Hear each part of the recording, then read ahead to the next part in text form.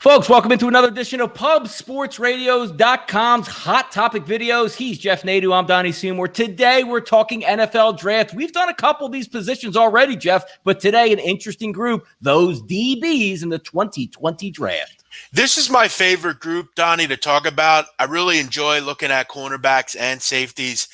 Defensive back is a fascinating position. And, nowadays in the NFL, there are really great ones, there are good ones, and there are poor ones. We'll talk about them here.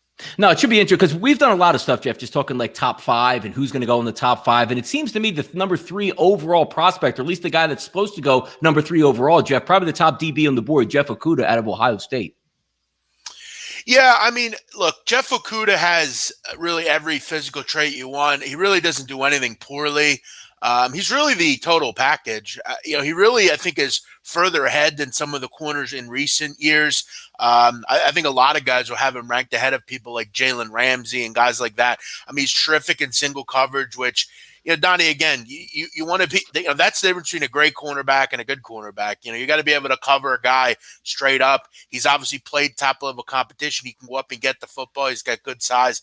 He runs a 4.46. There's really, to continue to sit here and try to talk about Jeff Okudah's weaknesses are there aren't many of them, frankly. Yeah, he's number 1. And I think it's important, though, Donnie, to make sure that you're really looking at the right stuff when you're looking to grade players, particularly a corner.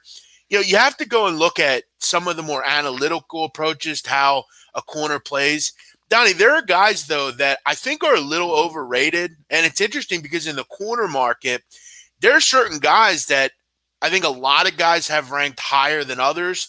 When I think the best cornerbacks in this draft, Donnie, are going to be found in the second or third round, surprising enough. I think there's a lot of guys. You look at a guy, and I'm sure you're going to ask me bust potential, right? Yeah. A guy that I think is ranked really high. And, look, we get why he's ranked high. But I would definitely look at a guy like Christian Fulton as possibly a bust potential kind of guy.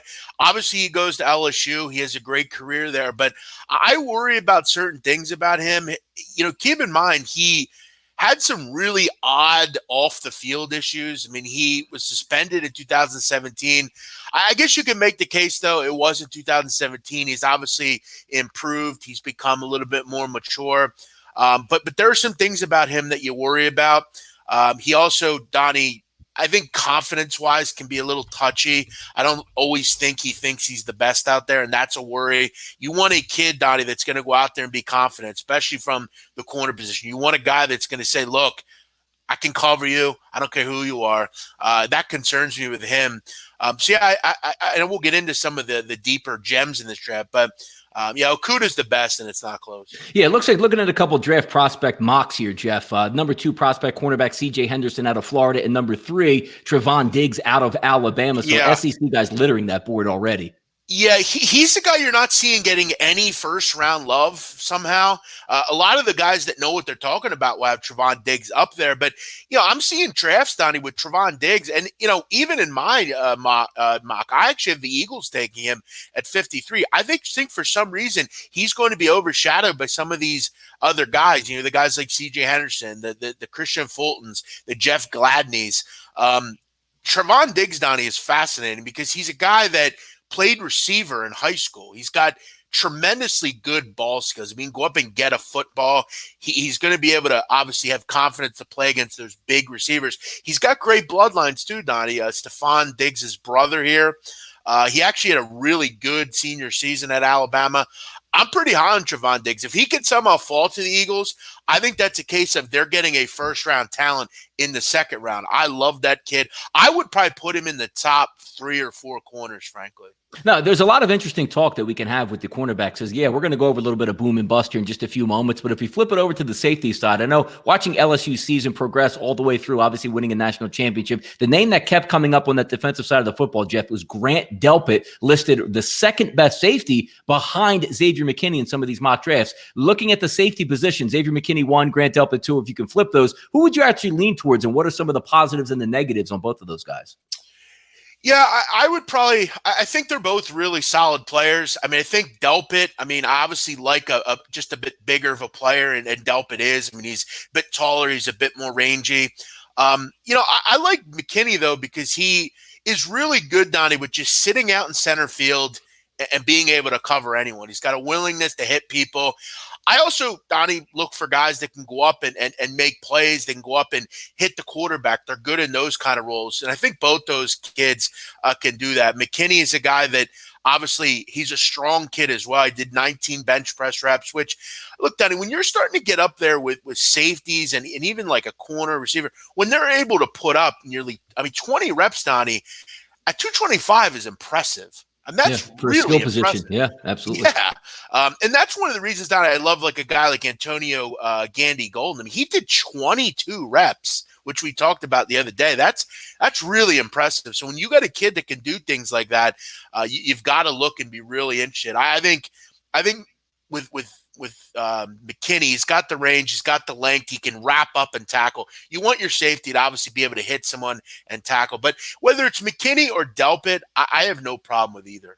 Yeah, you know what's interesting too, because when you look at the safety position here, a guy that pops up around that top 5 safety area is Antoine Winfield Jr. out of Minnesota. We've heard a lot about him over the years up in Minnesota. How does he project to the NFL? And look, just dropping down to see like where some of these guys are going. He looks like maybe, late second round, maybe that possibility. Who's going to be a jumper from the safety position, Jeff, that you think is probably getting a little bit undervalued right now?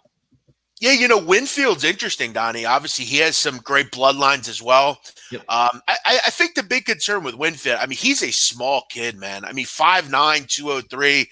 He's definitely going to play, I think, with confidence. He's going to try to go up and obviously overshadow his father. And he had a good career at Minnesota.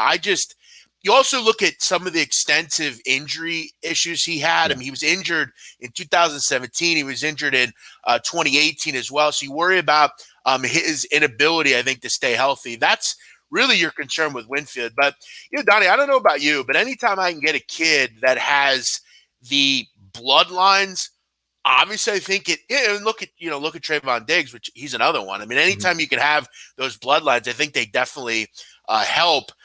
As far as guys that I think, from a deep line perspective, and I'll go both corner and safety.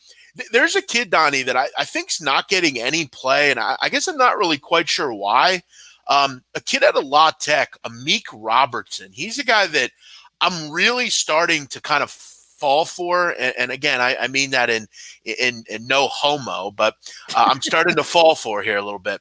And I know people are going to be turned off because he's 5'8", Donnie, and a smaller conference. Yep, sure. And he's a corner, as you said in the Conference USA. He's 5'8". He's one of the smaller kids you're going to find, Donnie. This is important to mention, and I again, people don't always look at this stuff. When you're looking at a corner, isn't single coverage the most important thing to you? Man-to-man coverage, man up. Correct. Yep. Yes. Correct. Nobody knows this, and no one will bring this up. But you know who led the country last year in single coverage? Amik Robertson. He was better than Trayvon Diggs. He was better than Jeffrey Okudah. He was better than Christian Fulton. He led, Donnie, in all of when you're looking at Pro Football Focus analytics. He led in most categories. So, in obvious passing situations, number one, and by a wide margin, Donnie, his PFF grade was almost 6 points better than anyone else. He leads in a lot of these rankings. You look at contested catch situations. Terrific as well. He was really high in all these categories. Now, I'm not saying that makes him the best player, but you look at a lot of the things the kid can do. I think he's a kid that if you're looking for a nickel corner, Donnie, I think he's a guy that could make a lot of sense. I really do. And it almost saddens me that the Eagles have a guy like Avonte Maddox, because I would be really interested in looking towards the kid. I don't think he's an outside corner. He's just not big enough. But in a nickel situation, he's going to make plays at the next level. Sometimes the toughest spots here for NFL GMs, Jeff, to translate from college to professional football is the guys that get injured. And where do you quantify that? If we just take a look, we're always going to kick stuff back to the Philadelphia Eagles. Sidney Jones, Jeff, I think we can agree, is probably a top 15 pick. If he doesn't tear his Achilles, drops out of the first round, the Eagles stash him, and it hasn't worked out. Looking at a guy, one of those top 10 cornerbacks maybe coming into the season last year was Bryce Hall out of Virginia, snaps his leg against Miami in early October. Now you try to factor on what are his medicals. Is that going to affect him coming back? Because most people were calling him a first-round draft pick early in September last year. Yeah, and I think that's your problem with Bryce Hall. I've had a lot of I've seen a lot of things where, people obviously have him in that, second round, 40 to 50 range. And again, I mean, unfortunately, teams are just not going to be as interested in a guy that, broke his leg or hurt his ankle. It's just, you need those medicals to work out. You're putting obviously a lot of stock in these kids, and you want to make sure that your ideas kind of pay off. But yeah, I worry about Bryce Hall. I think he's a great player.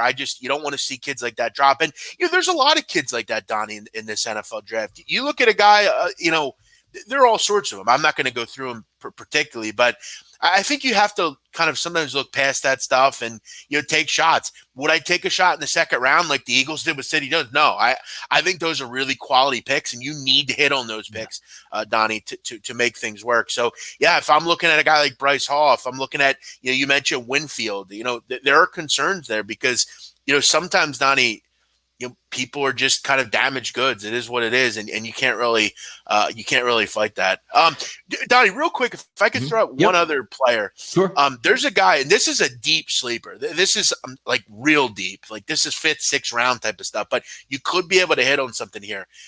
Kavon Wallace out of Clemson. A lot of people obviously hear AJ Terrell and they remember guys like Mackenzie Alexander at Clemson, but Kavon Wallace is a really interesting player. You talk about a physical kid that loves to hit people. He is really good, Donnie, at kind of identifying good blitz situations. He's good coming out of that safety positioning, hitting the quarterback. And he actually led Clemson last year, Donnie, with 10 pass breakups. I think he's a guy that where if you're looking to maybe identify maybe a player getting old and you're looking to kind of find some depth, I think it made sense for the Eagles in the 5th round to look at Kavon Wallace. You obviously know Rod McLeod can still play, but you've got to start looking at the free safety position saying, okay, how can we get younger here? How can we find someone that can help here? I think Kavon Wallace is a really interesting player deep in this draft. Interesting stuff here from Jeff Nadeau talking about those top DBs and safeties in the NFL draft coming up about 2.5 weeks away. Jeff, each and every day we'll come to you with another grouping. See if we can cover some of those gems. You can watch along with us. For Jeff Nadeau, I'm Donnie Seymour for PubSportsRadio.com. Thanks for tuning in to another version of Hot Topics. Take a look out tomorrow as we get right back on to the NFL draft.